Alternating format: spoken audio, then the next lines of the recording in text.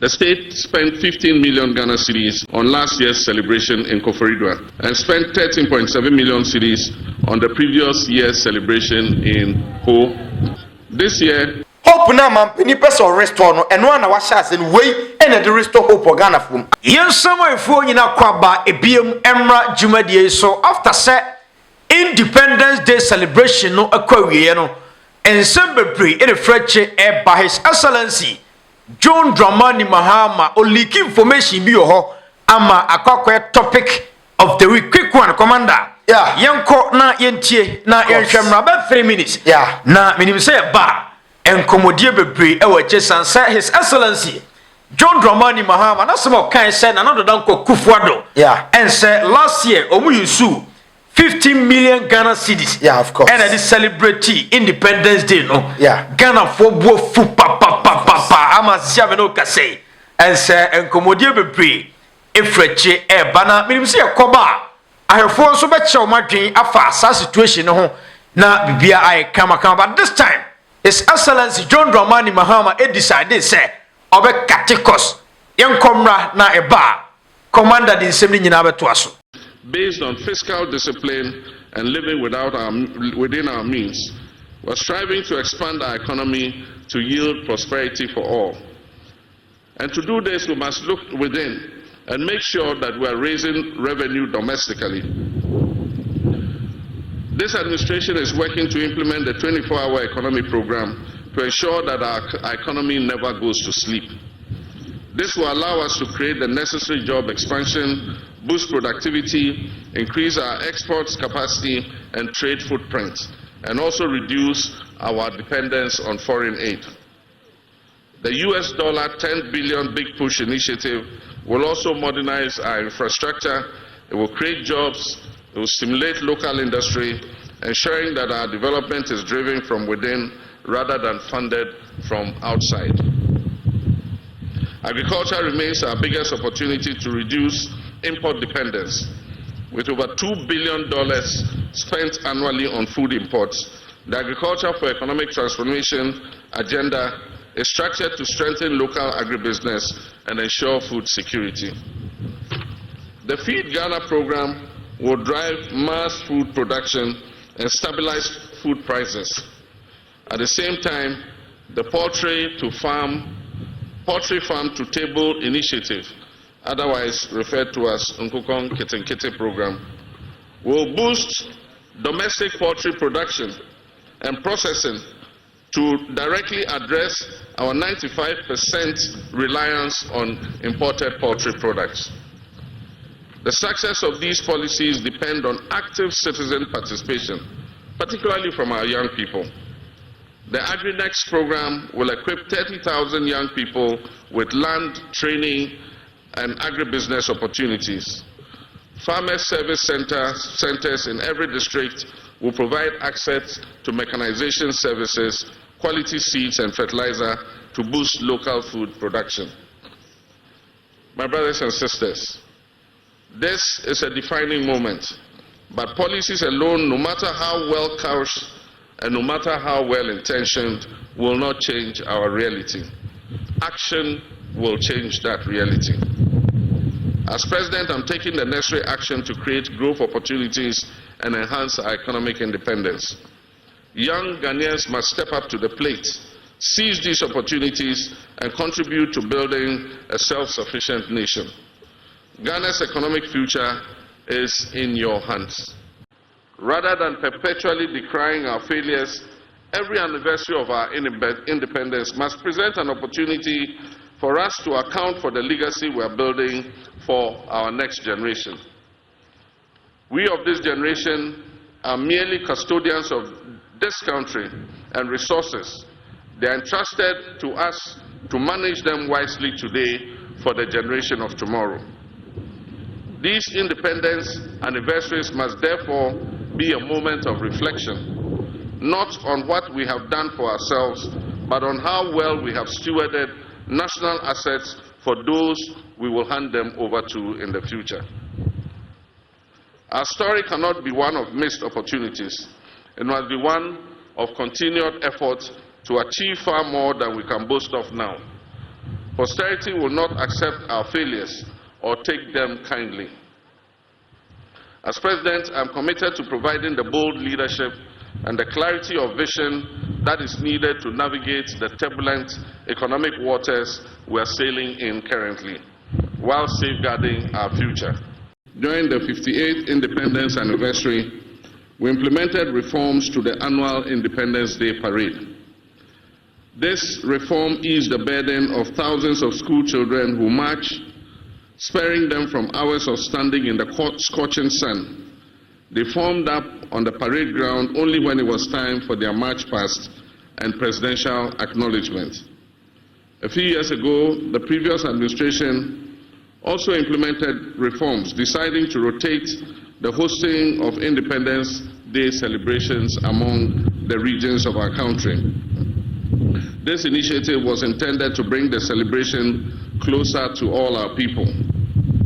Unfortunately, this year we are constrained not only to interrupt the celebrations rotation amongst the regions, but also to hold it on a scaled-down version here at the forecourt of the presidency instead of the traditional Black Star Square. This is necessary considering the economic crisis our nation is currently experiencing. Large-scale celebrations often come with significant logistical, security, and infrastructure costs, which strain the national budget. By reducing the scale of the event, we wish to demonstrate a commitment to fiscal responsibility and the efficient use of our limited resources. Fiscal prudence has become imperative for navigating the severe economic crisis that has recently confronted our country. The state spent 15 million Ghana cedis on last year's celebration in Koforidua and spent 13.7 million cedis on the previous year's celebration in Ho, in the Volta region. This year, we received estimates of at least 20 million Ghana cedis for holding the event at the Independence Square on the same scale as the previous years. In a year when we are calling on all to sacrifice, including workers who have graciously accepted a base pay adjustment far below the rate of inflation, it is unconscionable to spend that kind of money on a few hours of celebration. Today's event would save us 95% of the estimated cost of the event. Okay, Commander. Yeah, Director. His Excellency John Dramani Mahama. Yeah, President of the Republic of Ghana. Ano din. Ano sipa. What you run some way? Yeah, Director, straight away. Say Independence Day celebration no up to Ghana atwam. You know yama Ghana for nyina tim kwa no bi se Independence ya ye di da bia na still o mining change ye. Aha, ye 68 years. Ye timi mo bra papa bia. Ghana is in crisis. Of course. Economic crisis. So President Kwaka. Yeah, okay, obi a abrabon ro bo akonya 68 years. Na usika sem enna so enye ubi bia nye na che se obrane no anni ne yie enti birthday na Ghana ediye no e dey reho ne die because we say ye deka yeah obi a okodi ni birthday a e ka da na chi wona brabom no ontimi ntua o se ye mani sika mani fa nkodi birthday director pa me mama pani abaso e ho na me pese me hye nkomo na se free say a lot of headlines any attention ni nyina gina asema mampani de tu bia say Independence Day celebration no was several or minus secretary die ama Ghana for e bona baso ye pa right mampani say budget for 2025 Independence Day celebration no na 20 million Ghana cedis dia eyan kan sigara na 200 billion and o decide say ye nya Independence Day no say ye di no no e ba say ye ka hunu e na ye bo because last year dia no na 15 million Ghana cedis 150 billion e ona mpese gina no as 150 billion na eno no winim ade ye dey celebrate Independence Day. They are celebrating Independence Day. Ade den kwa na ye Right, say ye move oman ni nyina de ko one region last year na ye Eastern region and ye dey Independence Day ni koye na ya to ye South Amanfo nti Cote d'Ivoire president na waba near the cars ahodo security agencies no mo de mo cars ahodo abeye display full like be use platform e be mount omo a de omo baaye omo mbaba abeye show e wo hone ade na we cross off 150 billion old currency eno no ye celebration ko celebrate wo Eastern region na a various constituencies awodo district awodo se obia nso be ye bi obia nso be ye so be say ska ho asem ni nyina no nti wo hwe ya every time bia no region awodo any other constituency district awoken omo nyina nso sign expend sika say niam bebre waste resources na ye dia ba betra se ye wi so independence day celebration no aye de pa ye kai ye fa hu de agiye but in more or less ways no mentwa no akwate se obi a oti ohiam na ne birthday adru ye odi to aduane adi kura wonya bi but o birthday no what you have spend e bi 1,500 o spend ye no o so birthday no aye successful ade achi ye no na come sunday ade achi ye come do na wa fra wadamfo say omo obu say 50 cedis na fa koto aduane bedi say pane basa asa nyansa enshada no to director ye a lot of issues are in Ghana recently video we pop up mampani ankasa oda say omo kwa bibi fa school fo a na omo fa dua so twe so na across nsuo say ye say sika we ya sika we betima construct sa foot bridges bebre wo ma we mama amanfo a benefit now sika na taxpayers money Ghana for sika and I agree with the president say oman na nei ekitam panifo no they shouldn't hand over on my phone and family drima and then the resources no ho and then you will go the petrol if you what about the next 100 days to come say edru ho na say you go ni ho petrol ni ho a entrima no be survive on what am I be to say kata omo e the highest oil reserve e wo wiase so e your market in terms of asase Ghana so chain the meaning say entrima e secure they are okay the right Ghana the net say at this time no